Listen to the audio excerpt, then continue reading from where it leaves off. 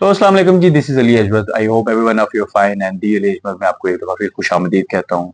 The most important thing जिस पे हम बात करने जा रहे हैं आज, पाकिस्तान वर्सेस इंडिया मुकाबला जो हुआ है। और मुकाबला जो था, I think obviously it was hurtful भी था, पेनफुल भी था और तकलीफ भी हुई। और हम लोग चाहते थे कि पाकिस्तान जीते, बट इवेंचुअली पाकिस्तान ने परफॉर्मेंस नहीं दी। और एज एक्सपेक्टेड जिस तरीके से हम लोग समझ रहे थे, क्योंकि आप पहले भी 2 मैचेस हारे थे, उससे आपने सीखा नहीं है।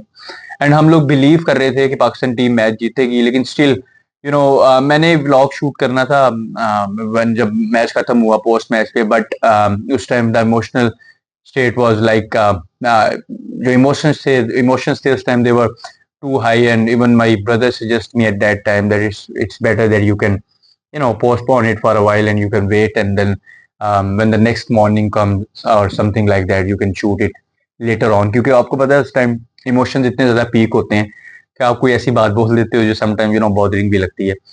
And then I eventually I thought कि चलो आज करता हूँ। तो ओवरऑल पाकिस्तान की परफॉर्मेंस पे अगर हम ओवरऑल सारा जायजा लें फ्रॉम स्क्रैच, बैटिंग आई आपकी, आपने कुदरती तौर पे मैं खुद समझता हूँ कि आपको पहले बैटिंग ही करनी चाहिए थी। पाकिस्तान की बैटिंग आ गई, 10 ओवर आप लोग आपने जो खेले हैं, they were good, they were too good. आपका तकरीबन 10 के करीब आपकी एवरेज थी, और इससे ज्यादा आपको क्या चाहिए था। बाकी इन दी एंड साहिबजादा ने अच्छी इनिंग्स खेल दी, फखर अच्छा खेल रहे थे, लेकिन द मोस्ट इंपॉर्टेंट थिंग जो आपने मिस की है, जहाँ पे आपका मिस क्यू हुआ है, जो आपके आखिरी 10 ओवर्स थे। आखिरी 10 ओवर्स में आपने क्या किया है, मिडिल ओवर्स अगेन। मैंने कल इस पे एक शॉट भी बनाया था, मैंने कहा था कि 10 ओवर आप आखिरी अच्छे खेलेंगे तो आप जीतेंगे। तो आपने 10 ओवरों में क्या किया, जब साइम आउट हुए हैं उसके बाद हारिस जो है, उन्होंने जो रॉन्ग शॉट खेली है उस टाइम पे, जैसे चेक शॉट थी। या तो आप पूरा खेल दें, छक्के के लिए जाना है, लग रहा था कि डबल माइंडेड है शायद, आई डोंट नो। और 33 रन में, 113 पे आपका एक आउट था, 33 रन में आपकी पूरी टीम ढेर होगी। और ऐसे लग रहा था कि जैसे मुल्क में कोई कहत पड़ा हुआ है और राशन की तकसीम हो रही है, और कोई आखिरी ट्रक है जो जो आपके करीबी एरिया में खड़ा है, और सब ने जाके वहां से कलेक्ट करना है जाके राशन। और ना वो लाइन ऐसे लगी हुई है, भागते जा रहे हैं, आते जा रहे हैं, भागते जा रहे हैं कि हम पहले जाएं, first in first serve. I don't know कि what sort of panic was there. एक पैनिक बटन दबा हुआ था और समझ ही नहीं आ रही थी कि आप कर क्या रहे हो या आपका क्या इंटेंट है।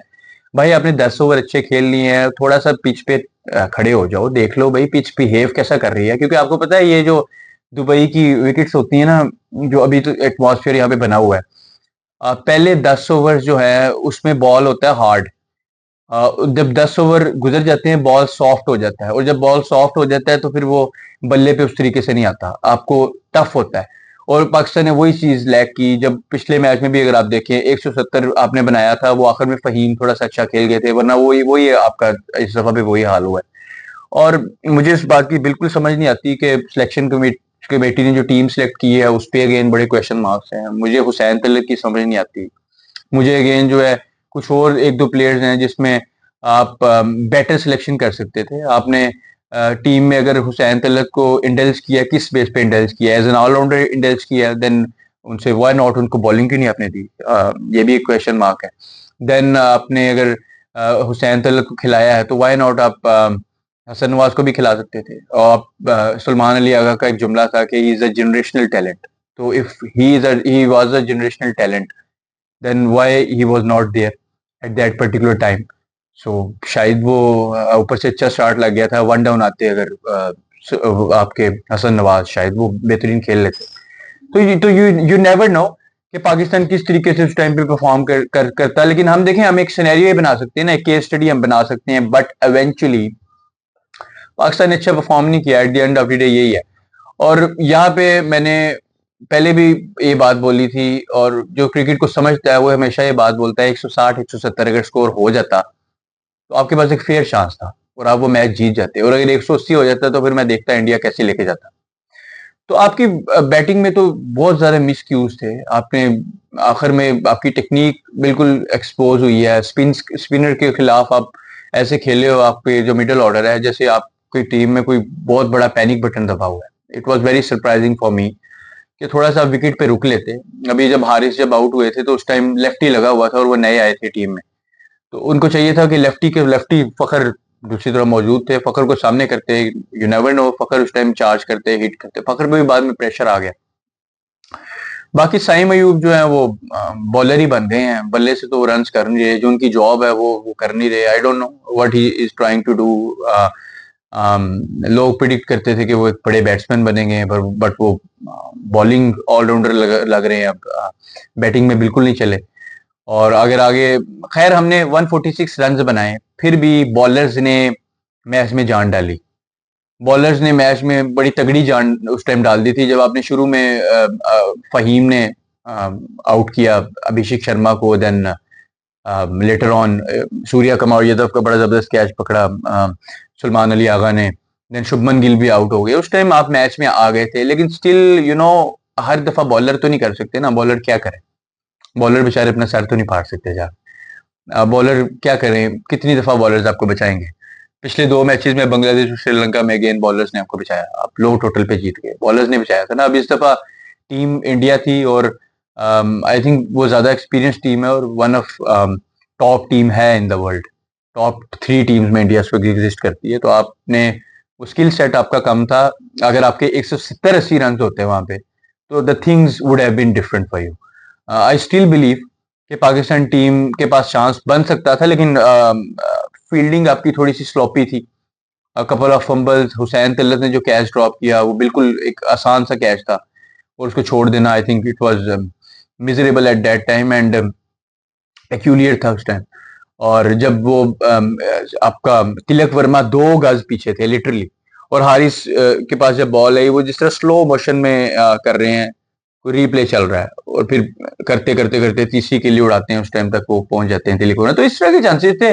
जब आप लो टोटल पे हैं तो आपको एक ऐसा ऐसा चांस एक ऐसे आता है, क्योंकि तिलक वर्मा जैसे जो प्लेयर थे वो गलती नहीं कर सकते थे, और आपने जो है वो गलती उनसे करवानी थी, तो आपने मैच जीतना था, तो आपने उनसे गलती जो है वो बेसिकली करवाई नहीं, तो आप मैच इन दी एंड हार गए। बल हारिस रऊफ का मुझे समझ नहीं आई बिल्कुल भी, the way Haris Rauf basically bowled with the ball, बिल्कुल समझ नहीं आई। एक एक रफ सा उनका डे था, और जिस तरीके से आप इशारे जो कर रहे थे पिछले मैच में भी, बेटर होता कि इसके लिए बचा के रखते हैं। आप लोग की जो परफॉर्मेंस थी वो इस मैच में बिल्कुल एवरेज थी, और जिस तरह typical Haris Rauf knockout matches में परफॉर्म करते हैं, सिमिलर उसी तरह था, और अफसोस हुआ। खैर दिल भी जला है, दिल टूटा भी है। और आई होप पाकिस्तान टीम का, देखिए हम बचपन से यही सुनते आ रहे हैं जब से क्रिकेट देख रहे हैं कि उसको निकाल दो, उसको हटा दो, उसको निकाल दो, उसको हटा दो। ये सोल्यूशन नहीं है, सोल्यूशन कुछ और है। सोल्यूशन ये है कि इन दी एंड आपको डोमेस्टिक में जाके काम करना है, अच्छे कोचेज डोमेस्टिक में लगाने हैं, अंडर 16 अंडर 19 से लड़के तैयार करने हैं, ग्रास रूट लेवल पे आपको काम करना है। और जब तक आप ग्रास रूट लेवल पे काम नहीं करेंगे, you want succeed in cricketing, आपका कॉम्पिटिटर फिर छोटी टीम्स ही होंगी। जिस तरह आप बांग्लादेश को, श्रीलंका को, अफगानिस्तान को हराएंगे, बड़ी टीमों से आप जीत नहीं सकते। और प्लीज स्टॉप प्लेइंग विद वो वाली टीम्स जो कि लो रैंक टीम्स हैं। बड़ी टीमों से खेलें, बार बार खेलें, मैच देखें, और स्पिन विकेट्स बनाएं खुदारा पाकिस्तान में। और अगर स्पिन विकेट्स बनाएंगे तो आपका काम चल सकता है। और जहां तक बात है सिलेक्शन कमेटी ने जो टीम सेलेक्ट की है, I think there are few names जिसमें हुसैन तलत भी आते हैं, और मोहम्मद हारिस का भी अब सिलेक्शन जो है क्वेश्चन मार्क होता जा रहा है।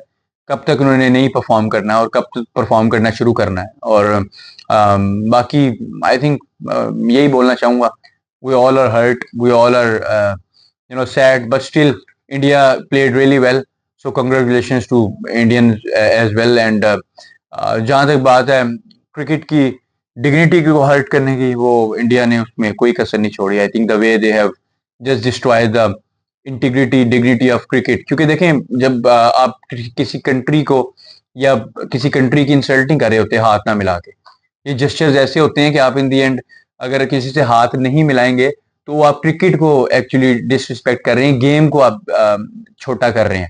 देखिए क्रिकेट सबसे बड़ी है, क्रिकेट की वजह से आप लोग हैं, तो क्रिकेट को अगर आप रिस्पेक्ट नहीं करेंगे, अपने प्रोफेशन की रिस्पेक्ट नहीं करेंगे, तो आई थिंक वो अच्छा नहीं है। और आज अगर आपने ये चीज की है तो कल को कोई और भी उठ के करता है, और अगर आपके साथ ये हो जाता है, कल को कोई आपके साथ हाथ नहीं मिलाता, तो हाउ वुड इट फील। हमें तो कोई फर्क नहीं पड़ा। देखिए सेल्फ रिस्पेक्ट हमारी कोई हर्ट नहीं हुई। आपने गेम की तजलील की है, गेम को आपने डिसरिस्पेक्ट किया है। हमें एज ए क्रिकेटर हमें तो किसी से हाथ मिलाने का शौक भी नहीं है, किसी ने मिलाना है मिलाए, कोई मसला नहीं, बट आपने गेम को डिसरिस्पेक्ट किया। तो हमेशा गेम जिसकी वजह से आपकी आइडेंटिटी है, जिसकी वजह से आप स्टार्स बने हैं, उसकी कदर करेंगे तो आप करेंगे, वरना ये इन दी एंड कहीं ना कहीं आपको चीज बॉदर करेगी, sooner or later it will bother you or harm you. सो इसी के साथ मैं इजाजत चाहूंगा। सो हम जो है वो we can meet some other day as well. So अपना ख्याल रखिएगा। Take care. अल्लाह हाफिज।